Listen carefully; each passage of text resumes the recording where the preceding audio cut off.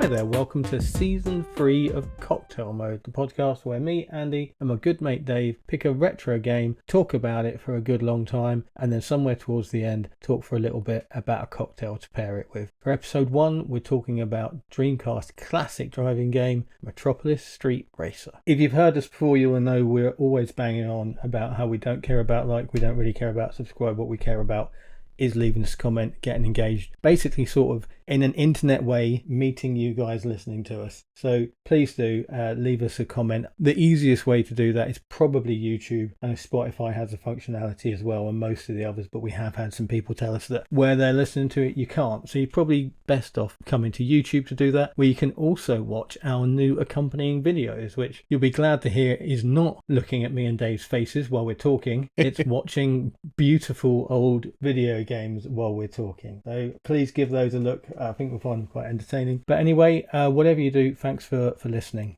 and welcome if you're new.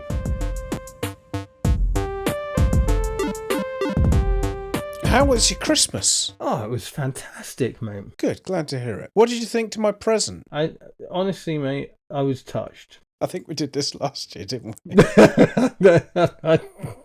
Probably. That sounds like a sort of shit joke we would dredge out. Just so I can put this in the edit, dear listener, it is the 20th of November. Happy New Year to you. I hope you had a good Christmas. And I think I did this last year, and I'm going to do it again. It's a really hard time of year for a lot of people, and if you're struggling, talk to somebody who loves you about it. This is just me saying, look after yourself. If somebody does love you, and just speak to them about it. Metropolis Street Racer. Yes. You were excited for us to do Metropolis Street Racer. I was. I love Metropolis Street Racer. It's a fantastic game. I still own it. I'm not sure I have a working Dreamcast anymore, but I still have the game somewhere. And I'm pretty sure I've still got my VMU with my save on it. Oh, I haven't. Yeah. Whether it still works or not is anybody's guess. Well, they're pretty bulletproof, but I own 4 of your standard VMUs, and then another VMU that's basically 4 VMUs in one. That's the one I've got that switches through them. Yeah, the last time I used it, it didn't switch through them anymore. It's flaky as fuck. Mine only works in the front slot. It won't, and only if there's not another memory card in there as well. Yeah. So yeah, proper flaky. So I've moved everything worth keeping onto the other ones. Yeah. On none of these, so that's 8 technically VMUs, have I got my entirely cleaned out or everything open and unlocked save of Metropolis Street Racer. Really? Lost it. Gutted. I don't think I ever did everything. Did you not? Because I've been looking at it today and I downloaded a save file that's everything unlocked, everything perfect. And I was looking at the special cars you can earn, which are like, there's a bus from each city, there's like a taxi from each city, there's a lawnmower.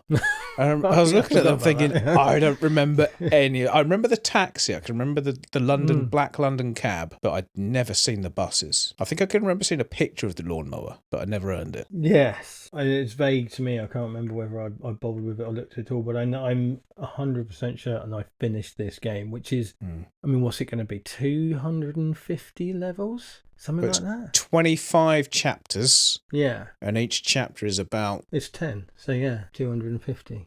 There's a lot of levels. And some of them are quite short, to be fair. And I was going to say, you do 3 laps of these 50-yard circles. Yeah, do 3 laps of a roundabout. Yeah. Which some of these the tracks are. They really are that small. Is it a game? Because we've had a few times in the past where you've been really looking forward to a game, and when it's come to replay it, in order for us to talk about it, you've changed your mind. Oh no, I still love this. I've been playing it this week on and off on Redream, the Dreamcast emulator, and it's exactly as I remember it. Yeah. It hasn't changed. It's still as good as it was back then. If anything, I've changed because I'm not as good at it now as I used to be. It's coming back. I think if I stuck at it and like played it properly like I did back in the day, it would come flooding back and I'd get back into it. And I was getting better as I played through it, but I started recording my play from like the second one of loading it up. And after about the first hour, I stopped the recording and deleted the video out of shame. Because I thought, I'm not putting this out. I'm not showing the world how shit I started off at this.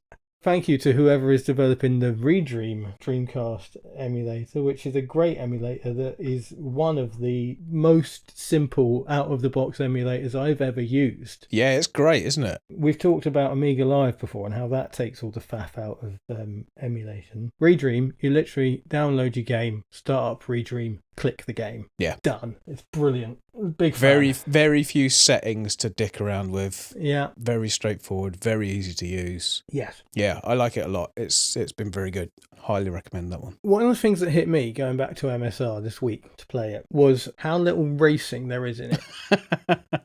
And I'm not saying that's a bad thing. I'm not saying it's a bad thing at all. But I think, obviously, there is some conversations we had at some point about what the game was pitched at when it was promoted originally, the environment that it came out into and what was expected, and basically talk about the fact that it was put up against Gran Turismo. Mm-hmm. But yeah, it really struck me how certainly it's structured so that, as we mentioned just briefly there in each section there are 10 challenges to get through, of which 2 or 3 will be races, and they'll all be towards the end of those 10 challenges, which you have to open up sequentially by getting enough Kudos points. More on that soon. But yeah, it's very much, I would struggle to call it a racing game. Not that it matters. No, well, one of the things that I would say is that if you think of a track with laps and a field of cars and call that a race, is that the only thing that you could call a race? So would you say that rallies are a race? Because you're not in direct physical confrontation with the car in front or behind you. It's a time trial. But is that a race? No. So rallying is not racing. No. So the idea of hot laps and timed runs and the other challenges that are in the game, you're saying they're not racing. Yeah. Okay. I think racing is a direct competition, to my mind. I mean, I don't know what the dictionary says, but to me it's a direct competition. And to the extent that there are driving games, particularly online, where you can be in a race, but all the other cars are ghosts. Mm-hmm. And you to them are a ghost, but you're all on a track at the same time, and it is a race to the finish line. But it's done basically because people online are pricks. So it's like they don't want you. I used to play Project Gotham Racing 4 online, and I used to like riding the bikes on Project Gotham Racing 4, and I had to always use the ghost mode because otherwise people just knock you off because they're pricks. Yeah. And so to me, racing is other cars on the track causing you issues and problems. So even that, if everyone on the track is I wouldn't even call that a racing game, because racing, when there's other cars involved, has an effect on everything. Oh, yeah. I mean, it changes your lines. It changes what you do constantly. Absolutely. The dictionary definition of a race is a competition between runners, horses, vehicles, etc. to see which is the fastest in covering a set course. So a time trial is a race. In my mind, it's not a race, because a race involves having to negotiate a course with other drivers on it. But, I imagine winning a lot of rallies is a hell of a lot harder and a hell of a lot scarier, for sure, than winning a lot of races with other cars in the same circuit as you. Fucking watching rallying is scary. Yeah. You couldn't pay me to go and watch a rally. Yeah. As I say, I think it's kind of without a point when it's just, to me, a race is. But anyway, this has got boring to me to fucking say out loud, let alone for anybody to listen. I mean, what is a point is that a lot of these modes in Metropolis Street Racer aren't even time trials. Then so it's like overtaking. No, it's things like achieve an average lap time. Yes. Achieve an average speed. Overtake 8 cars whilst going round this roundabout. Yeah. It's weird little stuff, but do you know why they're all in there? Why all those little bits are in there? Because they're fun. It's to teach you the corners on those tracks. Yeah, I guess so, yeah. So that when you do a larger scale race, you come to a corner and you think, I've done this one about 50 times. Basically, every city has about 70 various areas that make up the entire... If you did it as one big lap, it's broken down into chunks and then they're used in other levels. And if you did one big lap of the whole thing, you'd see that a lot of the corners that you take in the smaller versions aren't there. Yeah. Because they'll block off different bits to make it a roundabout. For the people who out there who haven't played Metropolis Street Racer, it is a driving game. You're given one of 3 cities to race in, and you start with bang average cars. I mean, this is Gran Turismo 1 level of bang average cars. The first three cars is MX-5, an MGF, and I've forgotten the third one, so I never pick it. Fiat Barchetta. Is it? Yeah. Yes, the Barchetta, yeah, because later on, the Fiat Coupe comes out later on, but yes, it's the Barchetta that you get up, which I never ever picked. I was going to say, what do you pick? I'm assuming from your Gran Turismo and every other game I've ever seen you play, it's the MX-5. Interestingly, no, I go for the MGF. Do you? I go for the MG as well. Yeah, it's nice around the corners. It's Just this week, for the first time ever, I picked the MX-5. Yeah. And it does control quite differently. It's nice. It's a bit steadier, isn't it? It's a bit... Yes, yeah, I prefer it now. The MGF is a bit looser, but the MX-5 is... But anyway, yeah, you get these basic cars. You can't upgrade them. You can't do anything to them. These are the cars. No settings, no options. No, well, straight out. There are options. You can turn ABS off and on. You can change the colour. If it's a convertible, you can change whether you have the top up or down when it's raining or at night. Sometimes you have hard top, soft top, and open top for some of the cars. Yeah, but all of those settings, once you've set them, can't be changed. So if you fuck it up and accidentally pick manual on a car, you're stuck with that. You're never changing it. You have to get rid of that car and get it again. You are got these stock cars, and then you race them around city streets. They went and took like thousands and thousands of photos of these cities, Tokyo, San Francisco and London, the three cities, like more than anybody had ever done before by a long way. I can't remember the exact numbers, but it's tens of thousands per city. Absolute masses to bring these cities to life on the Dreamcast. And to me, it's still one of the best things about the game. And I think when you think about it, as populous as cities are, London, Tokyo and San Francisco, everyone who plays games, there's probably only a small amount of them that have been to one or any of those cities. Because, I mean, especially Tokyo. So if even, okay, there were a lot of gamers in Japan. I don't think MSR was particularly popular in Japan. I don't think MSR was particularly popular anywhere. No, because of when it came out and other factors. But to me, playing it at the time and even playing it now, being able to see places that I knew and had been to, and to drive around them and to park the car up and have a look around and go, look, that fucking alleyway's there. I've been down there. I don't remember being able to do that before in any game. There was an element of that in Driver. Apparently, the cities they created in Driver were quite realistic to the real cities. Oh, really? Yeah. Not to this level, by any means. I guess Driver 2 also had a bit more detail, and you could get out and walk, couldn't you? Never played the second one. You did very well to avoid it. But yes, you could get out. So I imagine if they were mapped quite accurately, you could sort of see places and things that you knew. But yeah, that's a good shout. I forgot about that. And obviously afterwards there was the Getaway, the two Getaway games on PlayStation 2. They were set in London and had quite good renderings of streets as I knew and recognised as well. And that was by far the best thing about those games, because they were shit. At the time playing MSR, that was the thing, and that's not even just MSR, but it's sequels and that. I really love that about it, and I obviously really love the way it plays as well. I was doing the description, but I think we're probably there. I mean, in terms of the time trials, it's got like you get 3 laps. One of them's got to beat a time. You've got a certain amount of time, and in that time you've got to do a lap that is a certain speed, and then you've got 3 laps, and your average time has got to be under a certain time. There's a lot of nuance, and they try to keep it fresh, these the challenges, so that you don't end up doing the same thing over and over again. And it works. I think it does. And I think what adds to that is the Kudos system, which is where the basis of the game's tagline, which is, Dave? It's not about how fast you drive. It's about how you drive fast. There you go. So the Kudos system in MSR rewards you for basically sliding around corners. Yeah, only sliding around corners. It's the only thing that you get any amount of credit for. Exactly. And if you've played any of the subsequent games in the PGR series, that will be unusual to you, because there is all sorts of things they reward Kudos. I don't think it's called Kudos anymore in those games, but it's carried on into other games. I mean, there's things like Need for Speed Shift, which I've talked about a few times before, I think, has a system of mastering corners. So every track has corners that are set, and as you're driving through them, there's like a little indicator on the map to say that you're being judged. And it's whether or not you go into it at the right speed, maintain your speed, and come out of it. And it just ticks it off as you go around. But MSR hadn't got to that point yet. This is the start of that kind of judging your performance. Yeah, I would like to say, David, it's kind of the uncut gem. You absolute prick. Oh, that's a good analogy. I like that, yeah. I'm going to use that in future. This is like the rough version, and then it got polished. Yeah. See how that works? That's good, yeah, I like that. Where'd you get that from? Yeah. Did you come up with that on your own? Literally just made it up to come top of my head just then. Really just clever, that mate. Moment. That's inspired. Thanks, sir, yeah. Prick.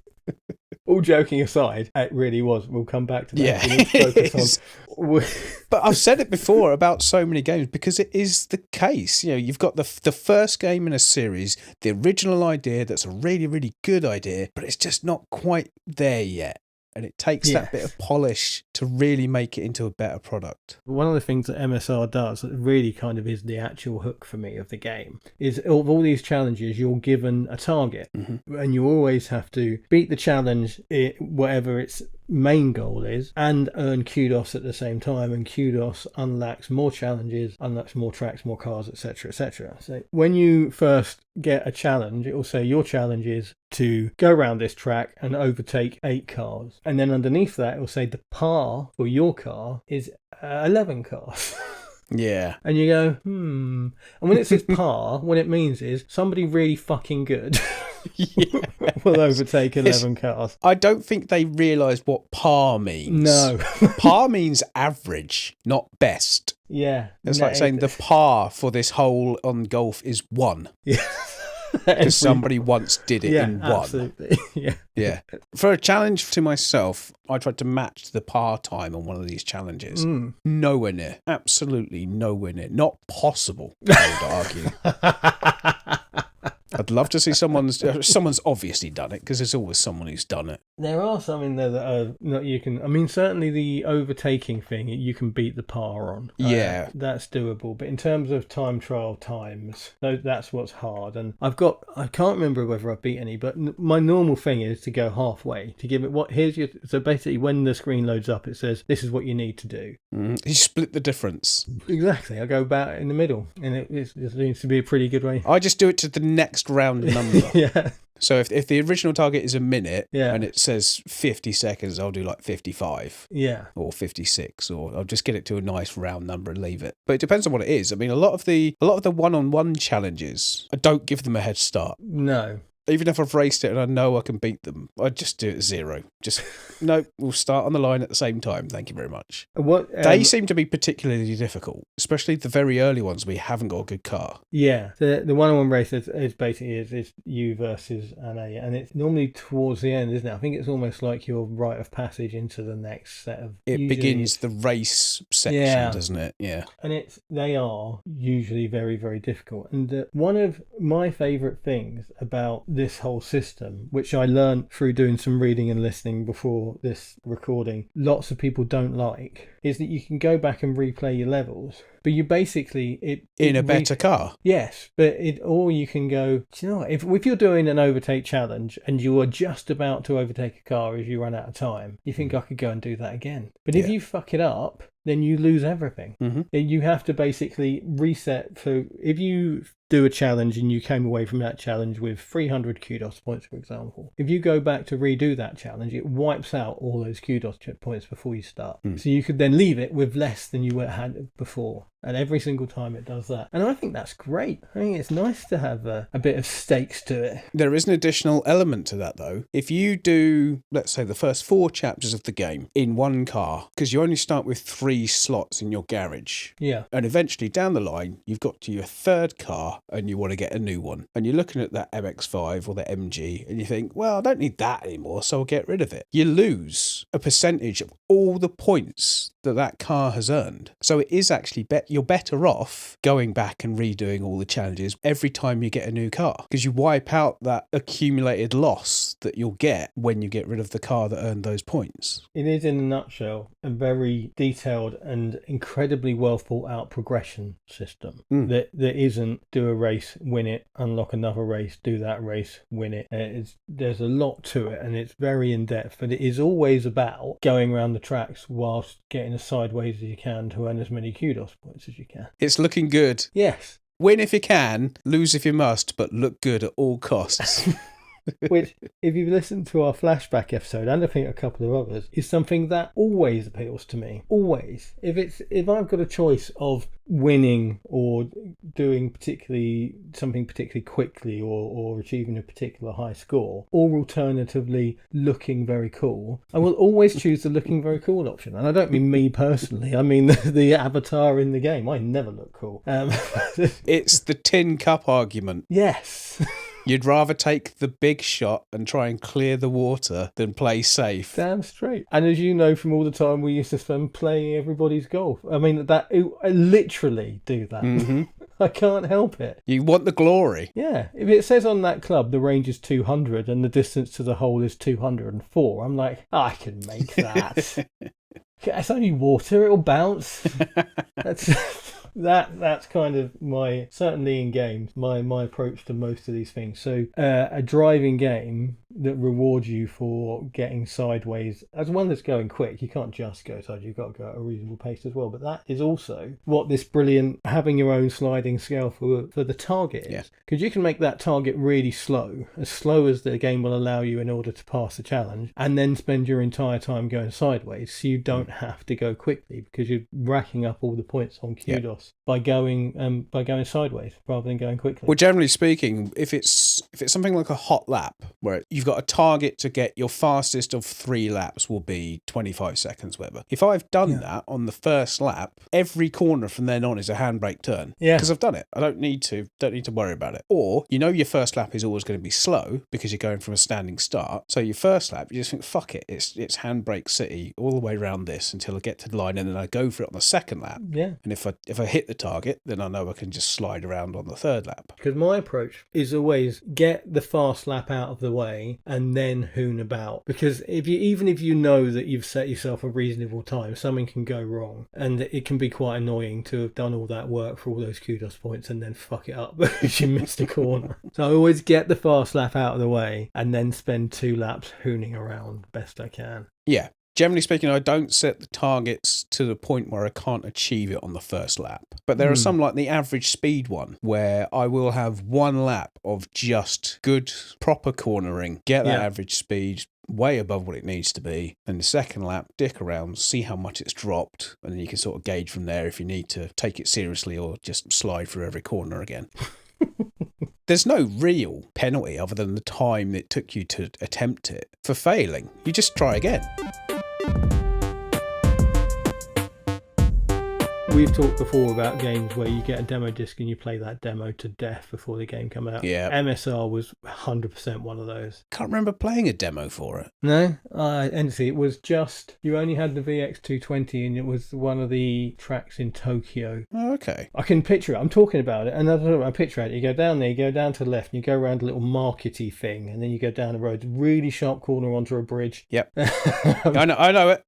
Yeah, that was the demo track. So okay. I played it loads on that. And so, when it came out, I was in love with it. But as much as I can find out on the internet, it was a bit of a failure. It didn't sell much at all. Yeah, the sales figures for the game overall are like 150,000 or something, of which 110,000 was in the States. So potentially it sold virtually nothing in Europe and Japan. And that was 2001? Yeah. I mean, a lot of people had already jumped ship and bought a PS2 at that point. I imagine that was part of the problem. Yeah. Problem was, it was stuck in a development hell cycle for a long time. It was delayed a lot, wasn't it? It was supposed to be a launch game. Yeah. And it ended up being a funeral game. In memoriam.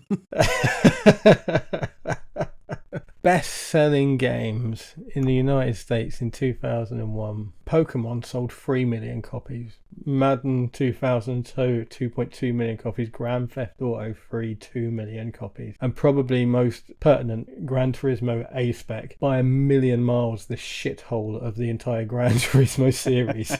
1.1 million. Yeah. So yeah, MSR died in its arse, basically. And it's brilliant. And the absolute craziness is that now I know how much PGR is basically MSR with a new coat of paint. It was massive success, PGR. Yeah. What is good is that they had the opportunity to keep going with it. Yeah, I was going to say, it could have been a case of, well, that was shit. Or, that died on its ass. We're not going to give you any money to make another one. Yeah. The fact that Microsoft took it on and allowed them to make PGR is quite good. Yeah, especially as they went in pitching a new, I think, Formula One game. Possibly touring car game. They went in pitching a more serious type of racing game, and Microsoft just went, actually, we really liked MSR, do you want to do some more of that? Which is awesome.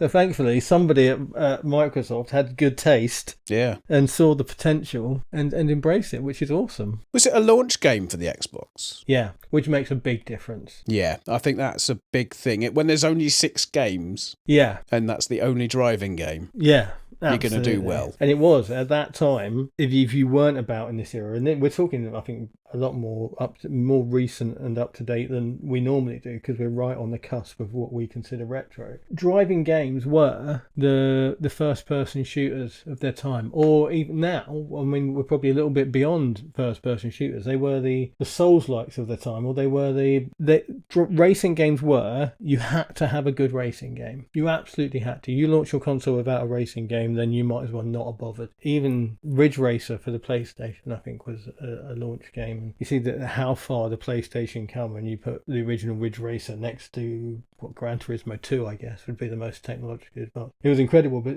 you always needed a racing game for your console, and having it launched. And MSR was supposed to be the Dreamcast launch racing game, and they never made it, and they basically just about made it out before it died, and then they shuffled off to Microsoft.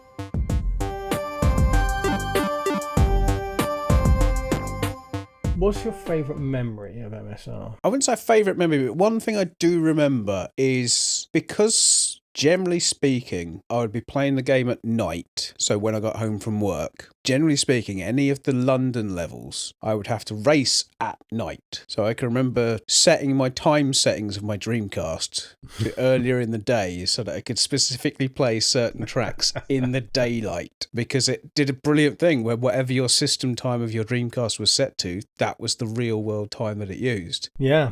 So if you played it at midnight in London, it would be pitch black. San Francisco would be early afternoon. Tokyo would be first thing in the morning. So I always saw the same sort of set of weather and time of day because of when I was playing the game. It was quite a treat to be able to play it in the day. Yeah, the darker levels were very, very dark as well. So... Well, especially when you've got black iron railings in the middle of the fucking road in St James's Park. Yeah, it was a very, very dark game. Actually, I played it on using a VGA cable, and it actually lightens the whole thing up quite a lot. Yeah. And I do think there's this whole thing, isn't it, about game developers will be using the best equipment available to them. Yeah. So they develop this game to look great on probably a PVM monitor. You know, it will be VGA connected, and they'll create a game, and then little Timmy will get it and play it via a fucking composite cable on his nan's old wooden CRT TV. Doesn't quite look the same, does it? No. So what's your favourite moment? I've got an affinity with London because my early years grew up just outside London. There are parts of what is actually London that are a lot further away from the centre of London than where I grew up. So London always felt sort of close to me. And then when I moved out of London and into Bedford, weirdly, because I was growing up and being a teenager in my 20s, I spent a lot of time in London. Because if there is anything good about Bedford, it's how easy it is to get out of. Yeah. You can be in London. I mean, now you can be in London in less than 40 minutes. At the time, it was 45 minutes an hour at most. So you could literally just decide you were going to London on a whim and go. And it wasn't a lot of money. And it was a very quick and very easy journey. It's just one train. And so you spend a lot of time in it. And now I work in London. And so now seeing the levels set in London has a whole new thing. But it's generally that. It really is just that feeling that this was, not only had they set a racing game in a real place, but it felt and looked like that real place. They've done a good job. Yes, they have, considering the few polygons they've got to offer. And it never takes away from the racing. The focus is always on keeping the driving smooth and making the tracks a good and enjoyable layout. It never does that at the cost of having Buckingham Palace in the background. I mean, it doesn't, That's not what it's talking about. Alongside this whole thing of having a game focused on rewarding you for sliding around corners, setting in real cities is great. Setting in a real city that I recognise and knew bits of, even greater. Very brief, just before we started recording, I had a blitz through the other games to remind myself, and I thought I'll have a go at PGR4. I've played it enough to remember it, but just for the fun of it, I'll have a go at PGR4. The stretch of London down the embankment in it is absolute bollocks. It's absolute nonsense. And It's like, it goes like from left to right, Millennium Footbridge, London Eye, Houses of Parliament, all on the same side of the river, no corner. It's just like... It's that they've really compressed the scenery, the tracks, and what you're close to, because this is all like in the background. So it's not really, the Houses of Parliament are right at the edge of the track and they're in sort of vaguely the right place. The other stuff, it's just scenery, and they've just gone, oh fuck it, you can see it better if we put it there, basically. Yeah, it's like someone who's never been there has said, well, I'm pretty sure that's in that area, so let's just chuck it there. No one cares. No one's playing the game for this. The frustration for me is that if they'd done that right, so if they had even the London Eye to the Houses of Parliament section right, I would be able to see the building where I work now. And they haven't done it right, so that's quite annoying for me. There's a scaling thing that they've done there that basically results in great racing, and that's got to be the focus, isn't it? Well, that's it. I mean, if you ditch realism to make the game more fun and more enjoyable, kind of on board with that. Absolutely, but I do think MSR did try to look at like a real map and the real background and go, we can make a track there. And there's a couple of really fun tracks that were basically a roundabout, a bridge and a roundabout, and that's it. You just go, that's the entire track. Bomb over the bridge in one direction, go around the roundabout, bomb over the bridge in the other direction and come back in. It's fucking great. Yeah. And I'm fine with that. Taking those assets, taking what they've got and making fun little racing playgrounds out of them. When you've got the benefit of recognising those buildings, it just gives it a little bit of something extra, I think. And with the layouts, so many of that's particularly of the Tokyo track, they do take you down like single lane, what seem like alleyways between buildings and things. Oh, is it the bit in London where you go through one of the parks? Yes, it's like a gravel track. Yes, and then there's a footbridge you drive over briefly, isn't there? Yeah, and there's a really harsh, probably more than 90-degree turn at the end of it. Yeah, I think the locations are obviously a big part of the game, and I think even without, like I have, sort of a personal tie to any of them, there's something about being in a real world. Obviously, there's not traffic and there's not people or anything like that. It's a properly cordoned off, and it does look like the way you would cordon off a racetrack for a race as well. Yeah, it hasn't got the 6-foot fences or anything like that, but they are, barriers and it's the proper crash barriers that point in the direction of the corner, isn't it? Yeah, that you would expect. It's very well done. It's like they've chosen assets and graphics that make it feel like someone's decided to have an official race on this track. I mean, it probably should make that clear as well. When it says street racer, it's racing on streets, not street racing. It's not like illegal street racing where you're burning around the city at midnight and all that sort of stuff. Yeah, you're not covering your car in stickers and neon and nitro and all that shit. I think taking the personal aspect of obviously, I think everything London is best. I think the Tokyo tracks are probably the most rewarding to drive. They're quite complex. I'd say they're the most demanding. Yeah. San Francisco is like easy. Yes. London's normal. Tokyo's hard. That's a good shout. I like that. Yeah. It's interesting, isn't it, when you look at the car selection for MSR? Mm-hmm. It's an odd list. It is an odd list, yeah, and it's kind of weirdly Eurocentric, isn't it? Yes. But there's some properly obscure cars in there, isn't there? Later on, there's an MG Roadster thing that I don't even recognise as a car I've ever seen anywhere. It's a curious list. If you just add up all of the manufacturers and looked at it, you'd see sort of Vauxhall, Toyota, Ford, Mitsubishi, Honda. But MG is an odd choice. I think Fiat is quite an odd choice. Oh, they got pedigree. I mean, they owned Ferrari. Did they at the time? Oh, yeah. Our old friend, the Mitsubishi Eclipse, is in there. I forgot about that. Yeah, there's some hot hatches in there. Sort of cements it in the street racing stuff. Yeah, absolutely. I'm quite happy for it to be quote-unquote normal cars because it makes it a bit more believable. Yeah, no, absolutely. I mean, and what I think is it makes it almost more fun because it feels more realistic. The scale feels right. Because it's one of the issues I have with the early levels of, the early races that you're forced to run in Gran Turismo. Yeah. You're going around what is effectively a fast racetrack in basically a fucking Renault Clio. Yeah. You're in a little hot hatch. It's not designed to do all this banked corners that you can take at 190 in a souped-up supercar. But those cars wouldn't work in a street racing environment. I mean, interesting you chose a Renault Clio as well, because the little hot hatch Clio in this game, and it is one of the most fun cars to drive in the game. It's really, really good fun to drive, because you say it's little, like, long straights, tight corners. That's how this is made up, real world, and it really suits it, and it really works well. The MG RV8 is the car that I don't think I've ever seen outside this game. It's a very old thing. Like a Dodge concept car.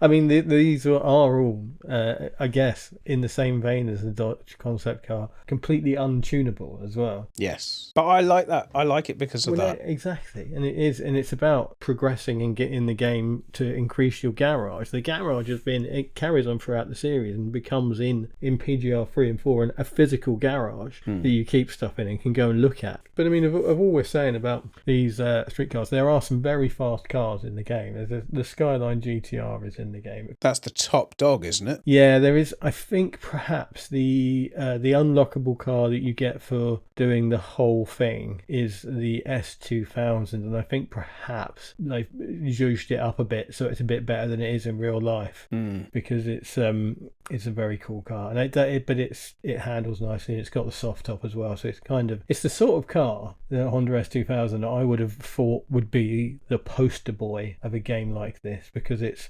Honda. It's a much better car than the VX220, which is basically a Lotus Elise with a Vauxhall badge slapped on the front of it. It's not quite that simple, but you're not wrong. I was quite annoyed with this, that there's one TVR, there's a Chimera. And I always thought, if you're going to have one TVR, surely it's the Griffith. Yeah. Or the Cerbera. I think the Cerbera is too sporty. I think the Griffith was probably too old when this game came out, because they're fairly contemporary. All of the cars are pretty contemporary to the period, aren't they? And I think that's kind of its time as well. The Mitsubishi Lancer, the Lancer 6 is in here as well. That's going to be a quick car. There are quick cars in it eventually. What was your favourite car? I think the game, more than any other game, doesn't want you to have a favourite car. It doesn't want you to pick a car and stick with it. Well, you can't. Exactly. And so it's the structure of the game, by not allowing you to upgrade your car and make the slow car go faster, as you progress later in the game, yes, if you're good, you can keep the same car for an amount of time. But the cars that you encounter and all the things mean that you need to get another car. You need to upgrade. And it's you don't buy one. You get awarded it and you go, all right, I'll have a drive in this one now. It's not like there's any real penalty to it, other than the fact you've got to learn the handling of new cars, because they do all handle differently. With that said, a friend of the time, James Bristow. Hi, James. You are absolutely 100% not listening. But hi anyway, I just said 100%, so there is no chance you're listening. But anyway, hi. Hi to the ether. James Bristow owned and loved Fiat Coupe. I thought he had an Astra. He did. He had a few cars. But his car that it was his first sort of grown-up car. I mean, he'd had Fiestas, like Hooney cars and Astras and all that sort of thing. And his first sort of grown-up, quite nice car was a Fiat Coupe. And it was about a 16-valve little fairly nippy thing. And we used to burn about in that and used to love driving it. Having that in a racing game and being able to hoon it about and play it was quite a good thing. It was in the middle of the game, sort of early middle but was a good car to drive. But a car that I love in most games really is the late 90s Toyota Supra. Love that car. That was good fun and quite big for Metropolis Street Racer. Yes. Very quick. So that was nice. MSR it's such a vast thing. It takes an investment of your time and effort to get through. Yeah, it's a commitment and a half. And then to be rewarded with a car at the end of the game to play the game with, it's a little bit like, well, I've done it now, to be honest with you. I'm not sure I'm going to use that. So as much as the Honda S2000 is one of my favourite sort of real-world achievable car type things, I can't drive. If I could drive, I would be sort of, every time a Honda S2000 turned up at a reasonable price, I would be getting tempted to buy one. And so it was cool that was the car, but I don't think I remember driving it much because I'd finished the game. I had no reason to drive the fucking car anymore. Do you know what the stand-up car in the entire game for me is? What's that? The Jensen. The Jensen SV8, which I'm looking at now. I've never even heard of it outside of this game.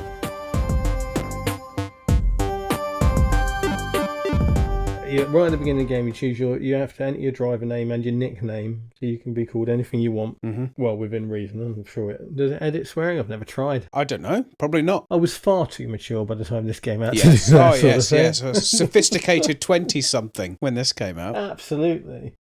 Yeah, and you have to enter your number plate so you can put anything you want in. And we've been talking about how it rewards you with what it calls kudos for sliding around corners. You also get penalties for basically hitting anything. Yeah. You get penalty points. So your kudos immediately stops and you get penalty, which is negative kudos. Actually, you don't lose much, do you? No. When you have, even if you have a particularly bad race, you get to the end and it totals up your skill points first, which is how well you performed based on what target you set. Yeah, so you get more skill points the harder you make your target. Then you get your style points, which is all your drifting and handbrake turns. Yeah. And then you get your penalties. And I don't know, you've got to have done pretty bad to wipe out what you earned in style points from your penalties. Yeah, you would have to crash every time you tried to slide, wouldn't you? Yeah, It'd have to be pretty a much. Pretty disastrous run. In the later games, you start to get combos for your kudos. Right. And so as your combo and your multipliers go up, any mistake can cost you an awful lot of kudos points, like absolutely massive. Right. So yeah, that's something that fortunately this doesn't do, because that can be incredibly frustrating. But also risk reward. It's a balance, isn't it? That's part of what makes games great. I mean, to get the kudos, you've got to drive like a twat. Yes. You've got a handbrake turn into a corner that you really don't need to handbrake turn into.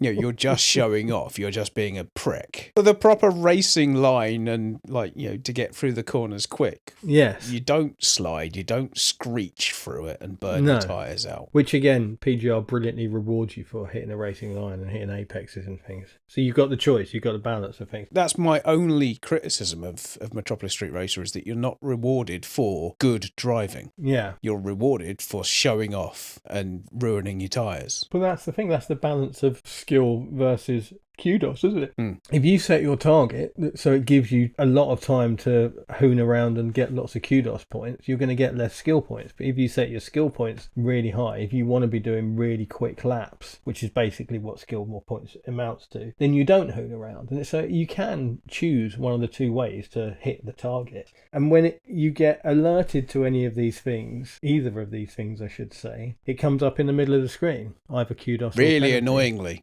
It's really annoying. But you can change it, can't you? Well, you can change some of it. So there's the changeable section, and then underneath it there is a red text that says penalty. Yes. Or blue text that says whatever for doing something good. Or kudos, I think it just says kudos. Yeah. But yeah, what do you edit it to? Spacebar. Yeah, exactly the same.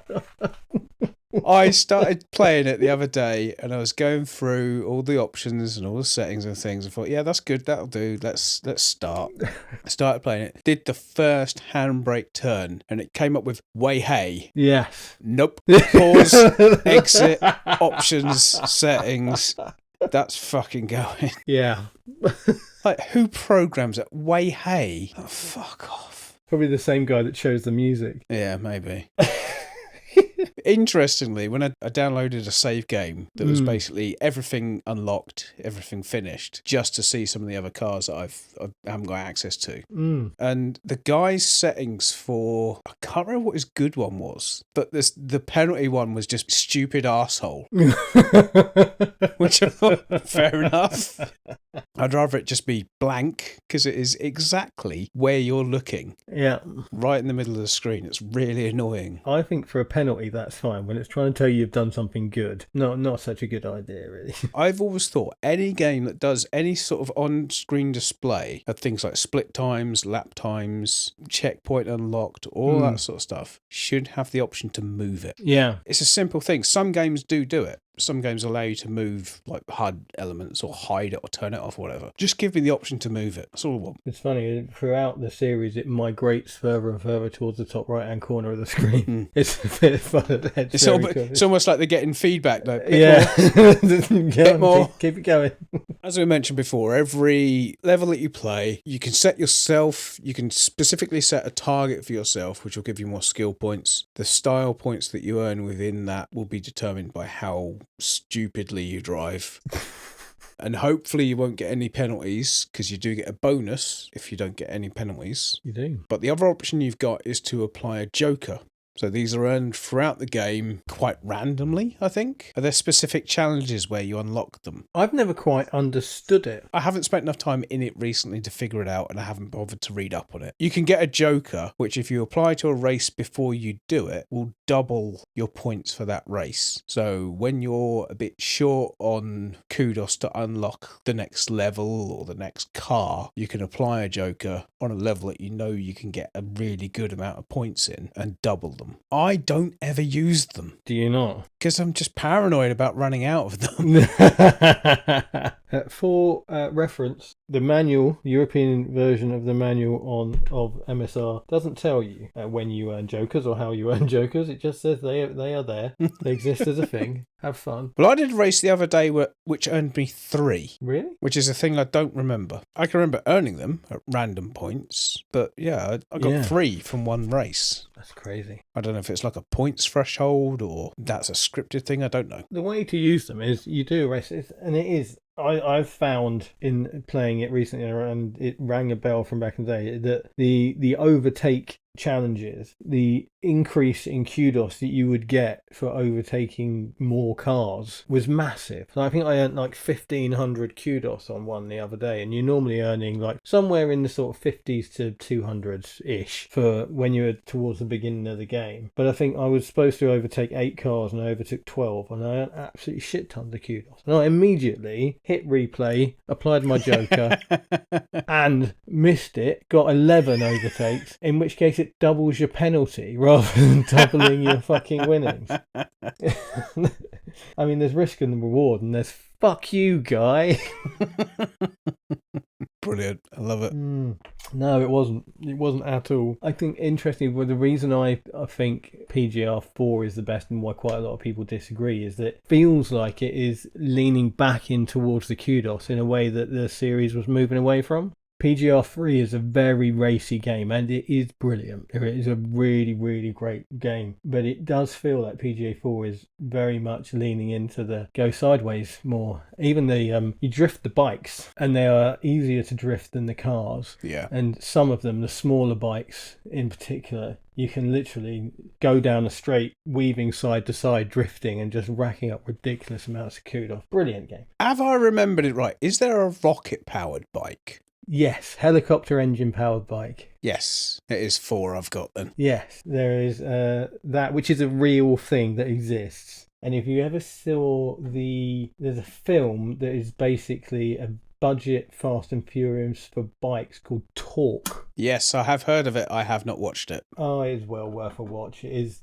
I'm ridiculous. sure it isn't. Oh, I'm telling you it is. No. Is there a helicopter crash? There is a crash on a helicopter engine powered motorbike. Spoilers for the cinematic masterpiece Torque. Well, I'm not watching that now, you've ruined it. I tell you what, I will, and this is spoilers, but fuck it. But this is a spoiler that's going to make you want to see it. No, it isn't. The climactic action sequence of Talk involves two people on motorbikes, one of which is a helicopter engine powered motorbike, having a fight. It's Road Rash the movie. Basically. In the tick column, Christina Milian's in it. Oh, yeah. Yeah. I would struggle to sit here and recommend it.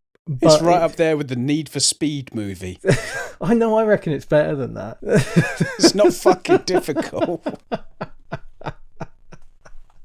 It's going to be 90 minutes max of nonsense, and it even takes the piss out of the Fast and Furious films. Oh wow, that's difficult. In an overt way. I think somebody comes in and says, I live my life a quarter mile at a time, and somebody else just goes, that's the stupidest thing I've ever heard. I want to watch it again now. You've made me want to watch it. It came out in 2004. It will take up 84 minutes of your life. Probably more. No, it won't. More like 82. I'm not talking to you, Dave. You've got terrible taste. You'll never watch a masterpiece like this. No, I won't. Why are we devoting time to this? Because it's fucking hilarious. If you played PGR4 and you've driven their helicopter engine powered motorbike, go and watch Talk and enjoy some CGI of it while somebody's having a fight. I regret bringing it up.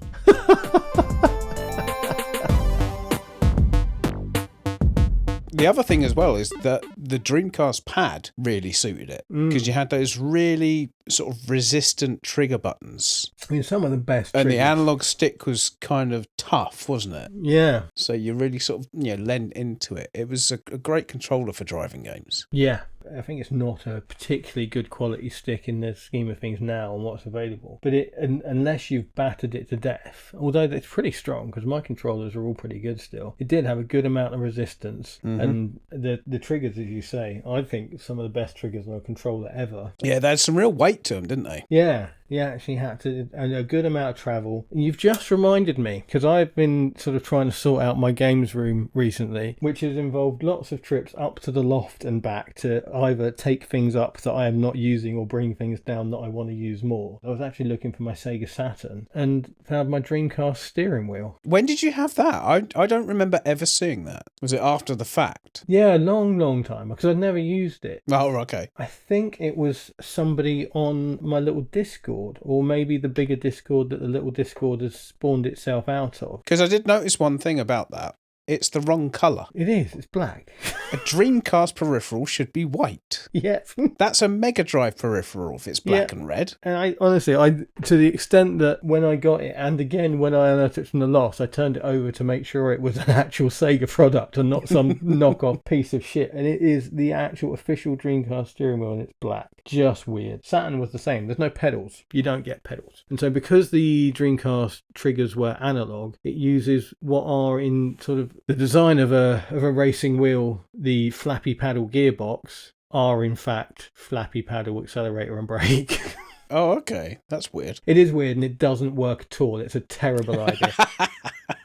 I found it borderline impossible to play Metropolis Street Racer with it. Just pretty crappy, to be honest with you. It's for a console that I love and a game that I love. I feel like I should probably burn it out of respect. So what were the contemporaries of MSR? Other than Gran Turismo. Tokyo Highway Challenge. Tokyo Highway Challenge, yeah, that's true. On the same system, that was. Yeah, true. I think it goes to show as well, considering how late this was in the Dreamcast life cycle, how few good racing games the Dreamcast had. Mm-hmm. I mean, even, this isn't always a racing game, it's a driving game, but there was there the Sega GT? Yeah, Sega GT, Sega Rally. Yes. For some reason, they never thought to bring back virtual racing. Daytona, they put a version out on the Dreamcast as well. Did they? I'm almost certain. The other one, Ferrari F355 Challenge. Passiona Rossa. Excuse you? That's that to give it its full title. Yu Suzuki's magnificent octopus to the Ferrari 355. The racing game with one car and one track. Yep. And you will get good, or you will take it back to the shop you bought it and go on, what? I'd be interested to know how that plays with the wheel. Probably badly. Just can see if it supports it. Yes, it does. And it's VGA compatible. Sexy. It was Yu Suzuki. I didn't just make that up, did I? No, yeah, it was the sort of pseudo sequel to Virtual Racing. I've just gone to open this Dreamcast box and it's fallen apart. There's a fucking surprise. I thought I heard it snap.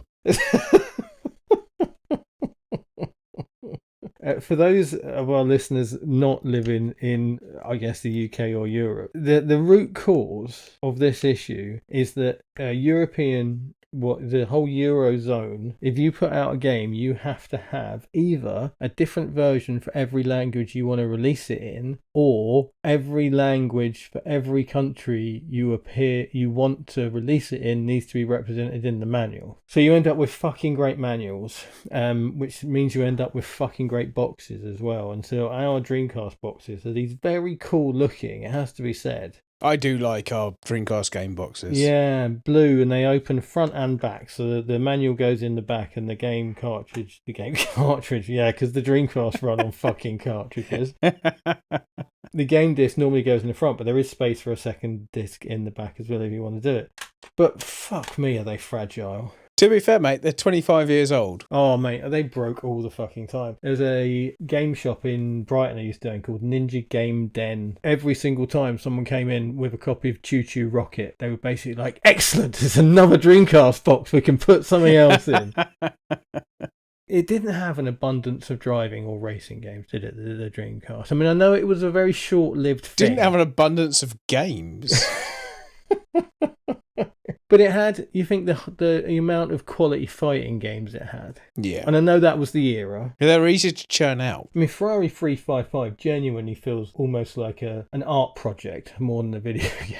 It is an absolute singular love letter to a car. A car. Not like a Formula. It's not like a singular love letter to NASCAR. It's not like a singular love letter to Formula 1. It's a singular love letter to a Ferrari 355. Whether you like it or not, because I'm Yu Suzuki and I will make whatever I fucking want. And it will be brilliant because I'm a god.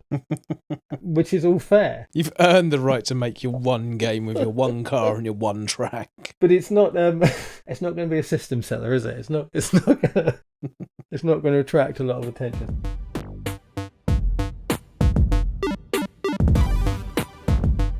Did you see the farewell video that Bizarre Creations made when they knew they were shutting down? No, I didn't see that. It's lovely. Is it on YouTube? We'll link to it. It's like a montage of slow motion clips from some of their games to some like really sad classical music. It's the exact sort of thing I would make.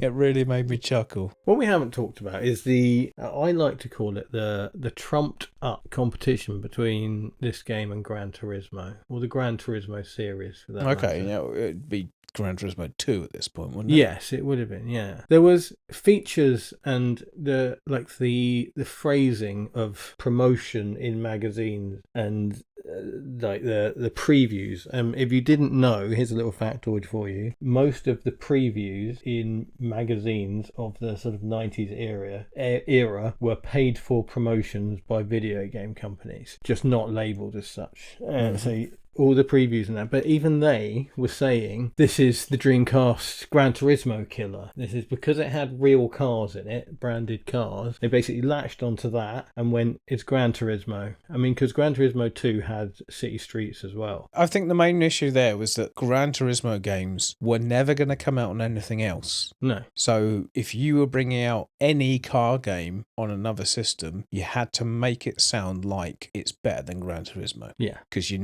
Gran Turismo is not coming to your console. Yeah, absolutely. Again, it was the attitude that's what this game was. That I think people get disappointed quickly. Disappointment is a very instant emotion, and I think whereas I and obviously at least 130,000 other people, I would have gone into that demo of MSR expecting it to be something like Gran Turismo. Based on what you'd been told. Based on what I've been told, because that's all, like, literally 90% of the coverage was like, this is the Dreamcast Gran Turismo killer. Finally, the racing game for the Dreamcast and all that sort of bullshit. But it wasn't. And it's human nature to be disappointed by that. And disappointment is not fun. It's not what you want, and it happens very, very quickly. But I wasn't disappointed. I was like, "Oh, this is different and new and interesting." And oh my god, it's a game about looking cool as you drive around corners. I am fucking in.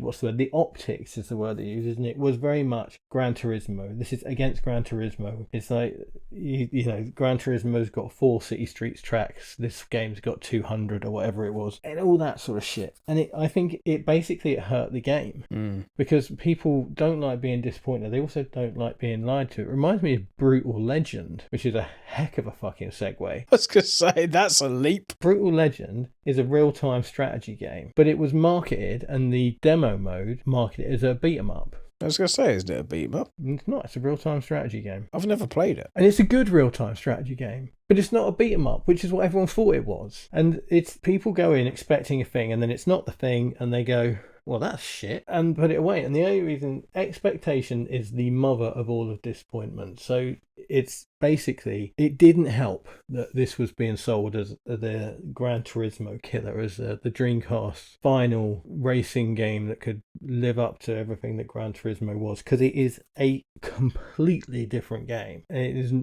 like just not trying to do the same thing at all, just because it's got real cars in it. Wasn't fucking Mil Miglia's got real cars in it. It's not trying to be Gran Turismo, is it? Well, it did come out before Gran Turismo. Okay, Gran Turismo wasn't trying to be Mil Miglia, was it? Minor point. Sort it out. However, interesting, another thing, talking about real cars. Have you ever played Blur? No, I know of it, because Yeah.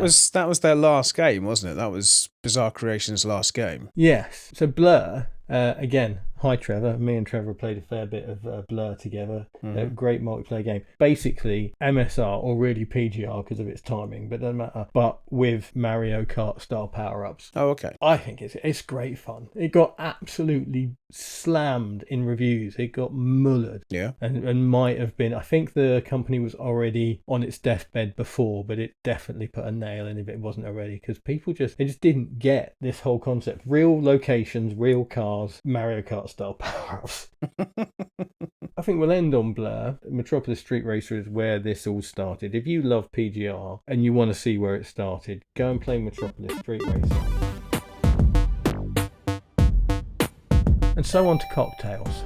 What cocktail did you choose to go alongside Metropolis Street Racer? I was really, really lazy with this. I mean, that makes a change. Yep. Your performance review this year, mate, honestly, you're in trouble. But I have turned up an amazing sounding drink. Okay. This sounds delicious. So I literally just typed in Metropolis and instantly on Difford's nothing came up. Quick as a flash, nothing happened. Yeah, exactly. There's a drink called the Metropole, Right. which was named after a hotel. But I did then go onto the rest of the internet. How very dare you? I know, right? But I did start on Difford's, so you know, I'm doing my part. Also not affiliated, just in case you're wondering. No, not in the slightest.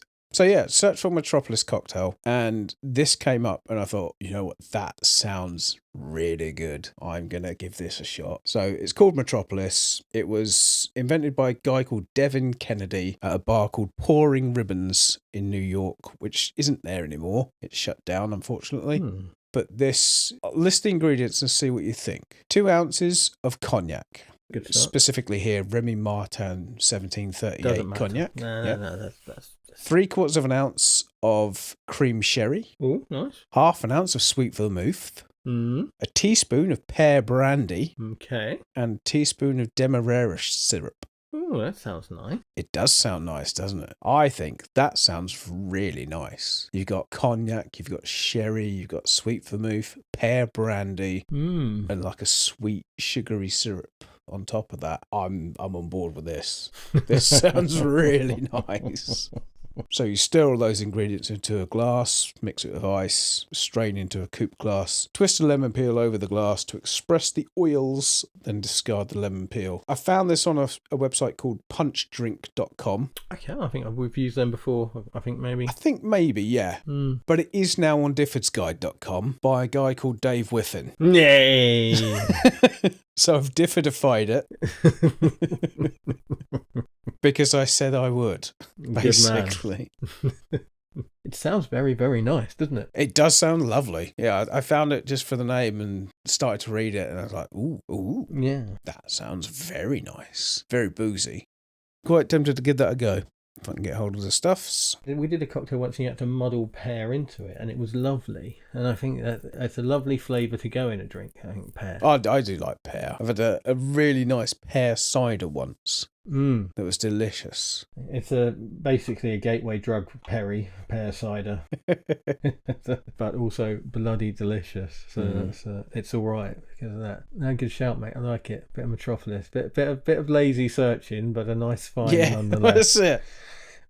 It's whatever works. I put a picture of my cocktail for today on our Instagram page. If you want to go and have a look at our Instagram, that's where the scans that Mike Bassane sent us of his Desert Strike production notes are. They are fascinating. You definitely give them a look. But you can also look at a picture of my cocktail for this week, which is called the London Scramble. Oh, nice. Yeah, there are a good few cocktails with London in the name, and I was always going to go this route because, as I mentioned in the thing, it's a big takeaway for me for the game was that seeing a rendered game world that I recognised was really, really big for me in getting on board with this. There's a Londoner that I was quite close to going with, which is gin, vermouth, orange curacao, and orange bitters. So basically a gin martini with some curacao in it. So, is that the name of the country that just got to the World Cup final? Oh, Caraco. Curacao? Yeah. I saw it and I was like, yes, I think that's where the name comes from, actually. It's an island in the Caribbean. Yeah, no. There is even a drink called a London to Tokyo. Oh, that's nice. It has coconut water in it and sake, which two are things I don't have. So the London Scramble is basically a take on a bramble. It's the bramble being the reason I own, as regular listeners may remember, all the world's supply of creme de mure.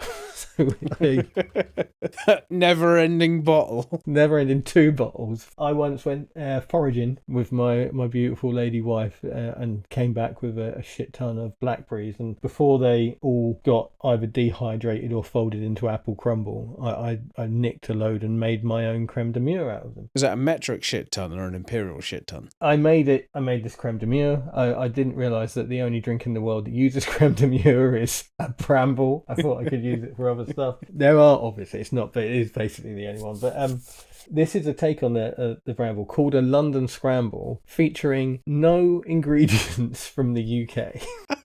None. Sounds about right. Yeah. So it is 60 ml of Blanco tequila, 15 ml each of lemon juice, lime juice, and agave syrup, and then 7.5 ml of your creme de mure. Sounds nice. It is nice. You have to shake up everything except the creme de mure. Give it a good shake up. Comes out nice and yellow and creamy looking. Into a old fashioned glass. Get a decent amount of ice in there. Pour it into there, and then you take your 7.5 ml of de mure and just sort of drizzle it over the top. And it usually sort of slow bleeds down through the ice in the drink and looks really cool. The picture I put on our Instagram page of mine, you will see that all the creme de mure is sitting at the bottom. So I think what's happened there is my creme de mure is now 5 years old.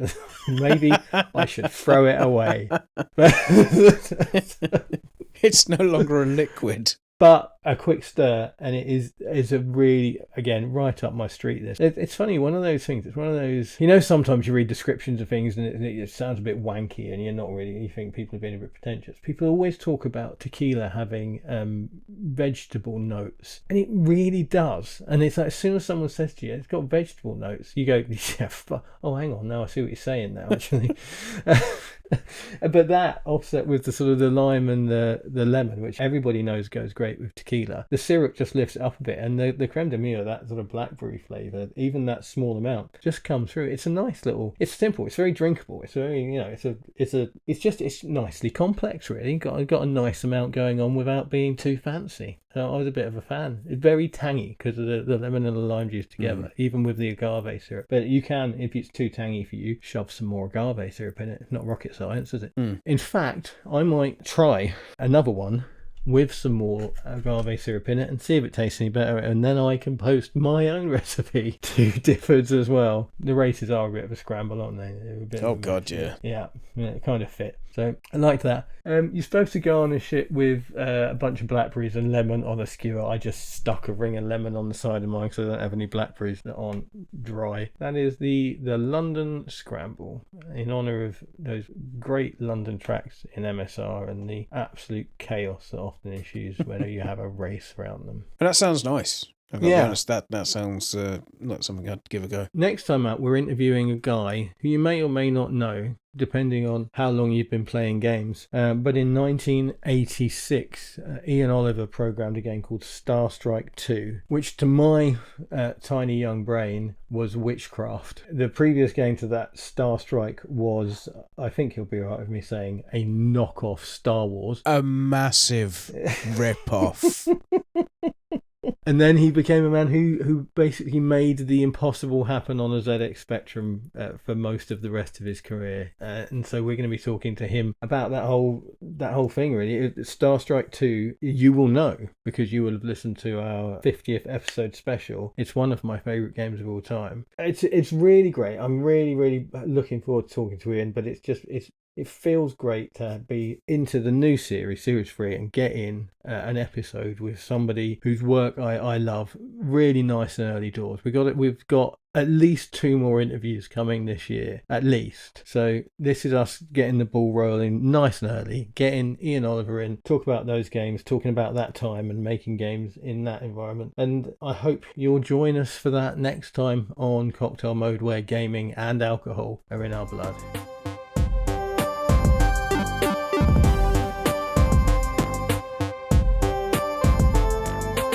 I don't think I've ever had sake. Oh, it's delicious. Is it? Oh, it's really good, yeah. Especially when it's served at 98.7%. Oh, sorry, I missed up a quote from the best Bond film, and I'm going to have to edit it out.